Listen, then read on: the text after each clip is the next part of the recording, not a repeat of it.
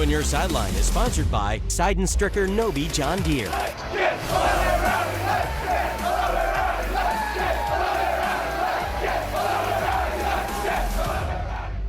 Welcome into 5 on Your Sideline. I'm Corey Miller, and tonight is a night of best. We're bringing you the best high school hoops highlights, a spotlight on the best scorer in town, and a look at the best tournament in the area and maybe the country. So naturally, we have to start with the best. That's the best game of the year to this point. No matter the sport, CBC and DeSmet always deliver a great game, and tonight was no different. This was a slugfest. Deshaun Henton hits the corner three for DeSmet to take a fourth quarter lead, and next possession, Anthony Gauss, he hits a three of his own. CBC takes that lead right back. Here's the final play of the game. Game tied, DeSmet ball. Justin Duff puts it up, it's off, but Ian Thomas is there for the second effort. It's no good, but he's fouled. So he gets 2 free throws with time stopped, needing just one to win the game. He's not phased. Thomas sinks the first free throw to win the game for DeSmet, 54-53, and the Spartan fans are going absolutely berserk. Now to the Battle of Belleville, West versus East, always a fun one. Lancers playing host tonight. West is going to get out and running first. This is going to be Brandon Scott on the fast break. He gets the finish for the Maroons. Later on, Lancers say, we can do that too. Perfect pass coming up to Antwine Wilson. He's going to finish it off for the score for Belleville East.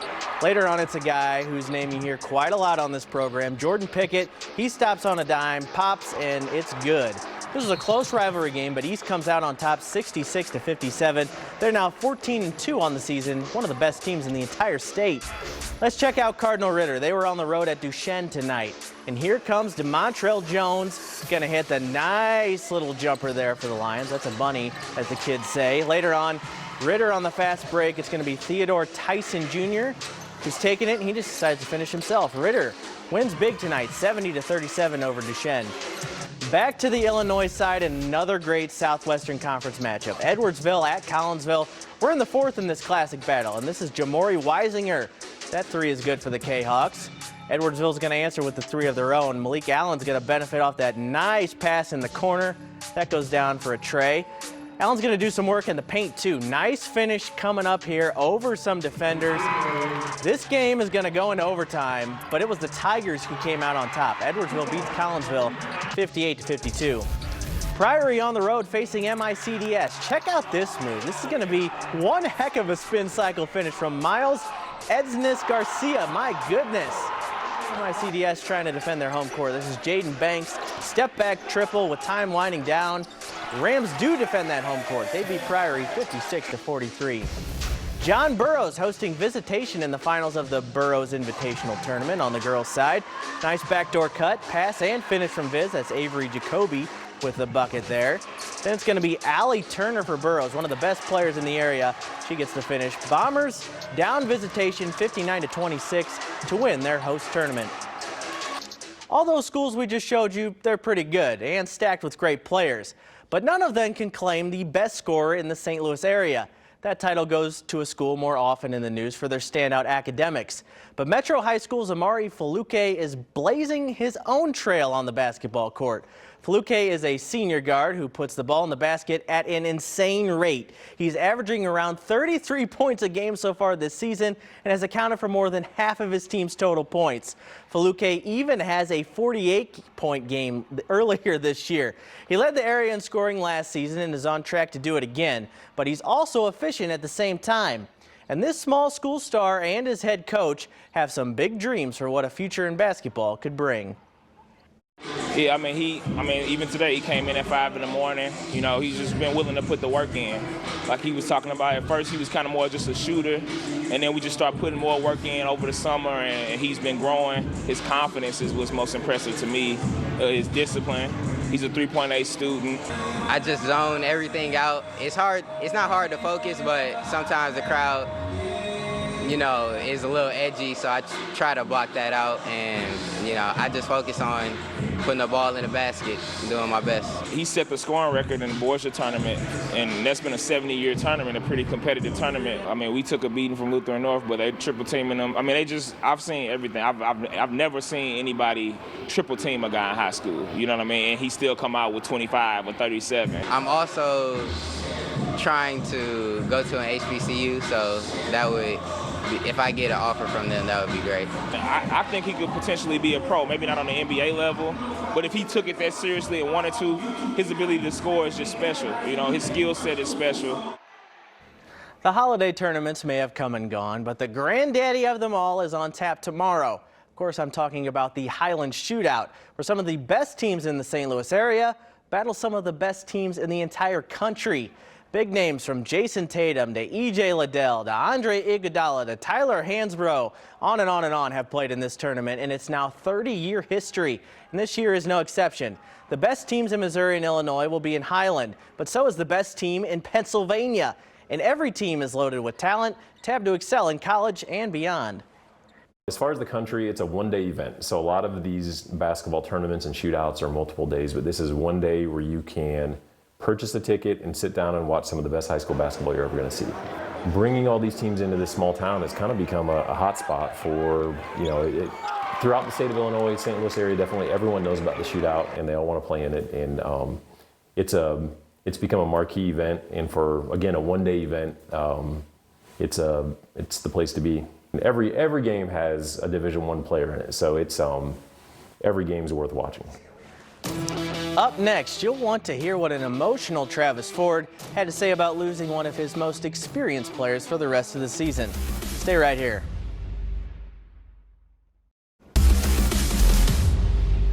We do our best to cover as many local high school teams as possible, and we make that effort on the college front too. It's just easier when the program you go to cover is riding a positive wave, and that's how I describe SIUE basketball right about now. The Cougars are 11-5 on the year and have their sights set on winning the OVC and heading to their first NCAA tournament ever.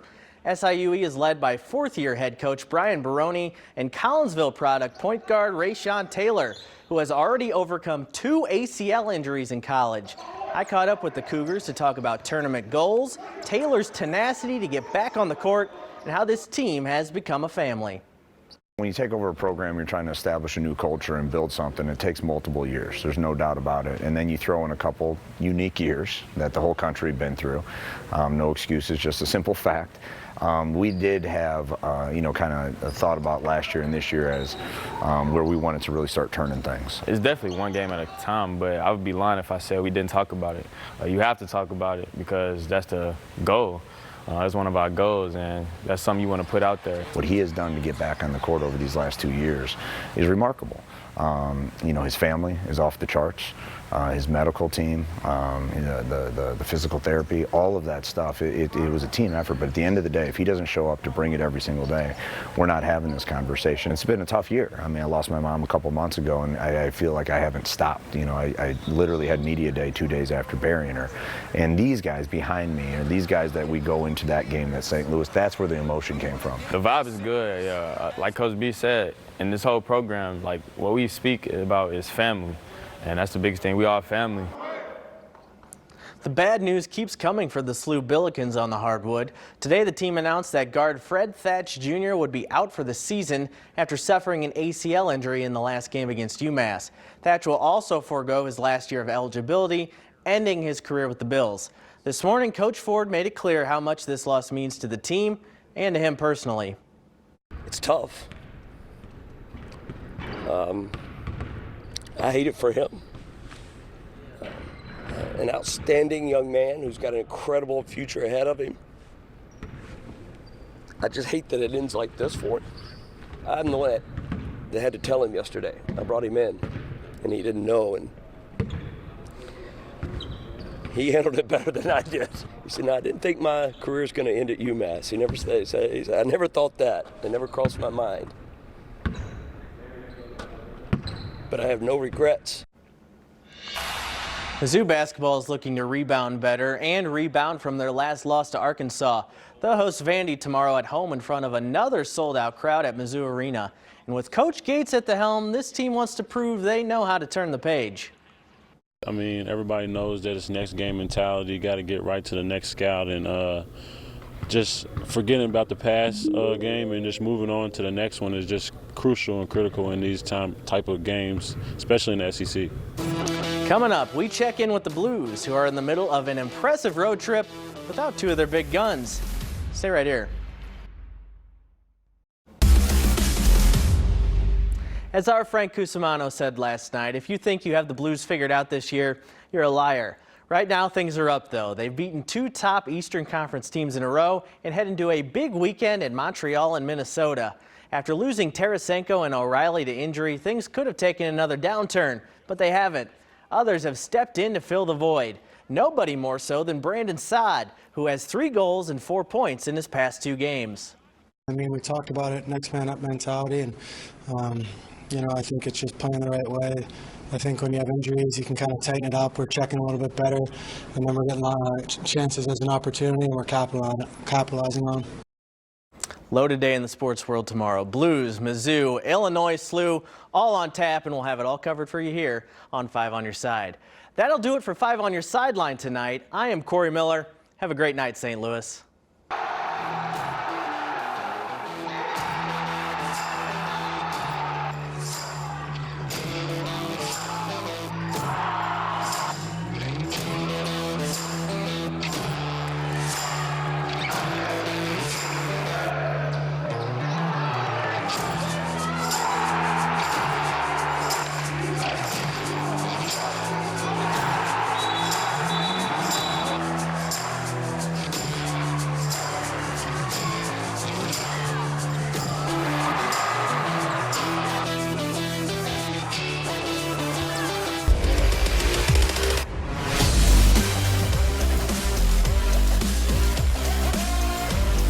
Five on Your Sideline was sponsored by Sideline Stricker Nobi John Deere.